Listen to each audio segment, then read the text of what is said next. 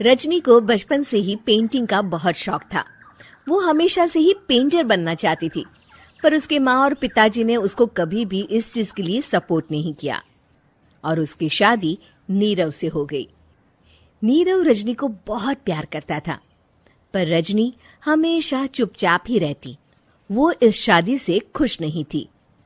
वो ये शादी नहीं करना चाहती थी। उसे तो हमेशा से पेंटर जो बनना था। अपने इस सपने को वो नहीं पूरा कर पाई, इसलिए वो हमेशा उदास रहती थी। रजनी, बहुत ही बढ़िया फिल्म लगी है, कल देखने चले? नहीं जी, कल मुझे बहुत काम है, मैं नहीं जा पाऊंगी। अच्छा तो कोई बात नहीं, संडे को चलते हैं। देखिए, मुझे फिल्म देखना पसंद नहीं है। आपको जाना है तो चले जाइए। नीरव को मना करके रजनी वहां से चली जाती है और अपने बैग को खोलकर उसमें बंद पड़े ब्रश और कलर्स को देखकर रोने लगती है। रजनी, चलो ना कहीं बाहर खाने चलते हैं, कुछ तुम्हारी पसंद का। जी, मुझे नहीं जाना, मेरी तबीयत ठीक नहीं है। रजनी वहां से चली जाती है। नीरव को समझ नहीं आता कि रजनी उससे इतना दूर क्यों रहती है। वो जब भी उसके साथ वक्त बिताना चाहता है, रजनी कोई ना कोई बहाना बना देती है। एक दिन घर पर कोई नहीं था। रजनी घर का सारा काम जल्दी से खत्म कर लेती है। घर पर अकेले होने के कारण वो सोचती है कि वो आज पेंटिंग करेगी। वो अपने कमरे में जाकर पेंट ब्रशेस और कलर्स निकालकर जैसे ही कलर मिक्स कर रही होती है कि दरवाजे पर बेल बज जाती है। अब कौन आ गया इस वक्त? इतनी मुश्किल से तो मुझे पेंट करने का मौका मिला है। रजनी दरवाजा खोलती है तो उसकी सास अपनी सहेलियों के साथ खड़ी होती है और सब घर के अंदर आ जाते हैं।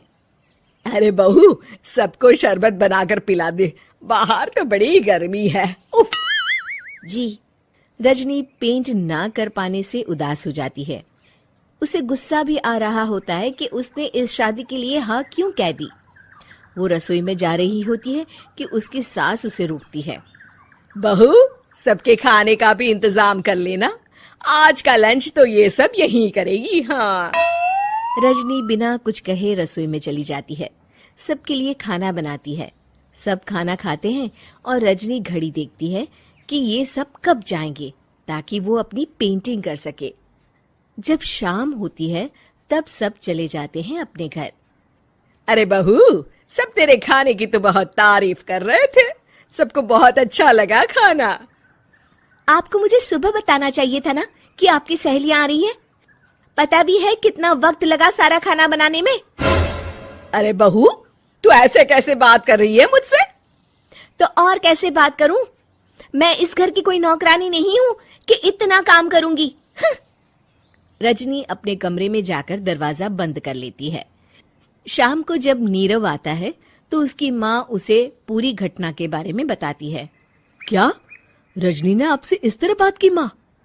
हाँ, और पता नहीं उसे क्या हो गया है, शाम से बाहर भी नहीं आई है। मैंने तो कई बार आवाज दी, खाना भी नहीं खाया उसने। तू ही बात करके देख ले बेटा। नीरव अपने कमरे का दरवाजा खटखटाता है। रजनी, दरवाजा खोलो, मैं हूं। रजनी दरवाजा खोलती है और फिर वापस जाकर अपने बिस्तर पर लेट जाती है। रजनी, माँ से बात करने का ये क्या तरीका है? मैंने कोई गलत बात नहीं की है। अरे तुम क्यों ऐसे बर्ताव कर रही हो सबके साथ? क्या तुम इस शादी से खुश नहीं हो? रजनी कुछ नहीं बोलती। अरे बताओ मुझे रजनी, क्या ये शादी तुम्हारी मर्जी के खिलाफ हुई है? हाँ, मैं ये शादी कभी नहीं करना चाहती थी। तुमसे क्या, मैं किसी से भी शादी नहीं करना चाहती थी। रजनी रोने लगती है। चुप हो जाओ रजनी, बताओ मुझे, तुम क्यों नहीं करना चाहती थी शादी? रजनी बेड के नीचे से अपने पेंटिंग्स, कलर्स, ब्रश, पेपर्स निकालती है। इतने में उसकी सास भी कमरे में आ जाती है। ये देख रहे हो, ये थे मेरे सपने। मैं पेंटर बनना चाहती थी, पर माँ पापा ने कभी सपोर्ट नहीं किया और मेरी शादी करवा दी।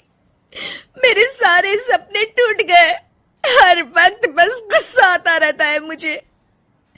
मैं जानती हूँ कि आप लोगों की इसमें कोई गलती नहीं है, पर मैं क्या करूं, मुझे समझ में नहीं आता।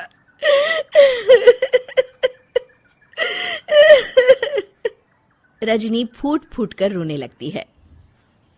मुझे माफ कर दीजिए, आप दोनों के साथ मैं बहुत बुरा बर्ताव कर रही हूँ। अरे रजनी बेटा चुप हो जाओ तुम। नीरव पानी लेकर आता है। ये लो पानी पियो और शांत हो जाओ।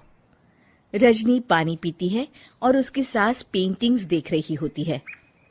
अरे नीरव, हमें तो पता ही नहीं था कि हमारी बहू कलाकार है। अरे कितनी अच्छी पेंटिंग्स बनाई है, देखो तो। ये वाली तो मैं अपने कमरे में ले जाऊंगी। आपको ये पेंटिंग्स अच्छी लगी? अच्छी नहीं, बहुत अच्छी लगी। और तुमने हमें बताया क्यों नहीं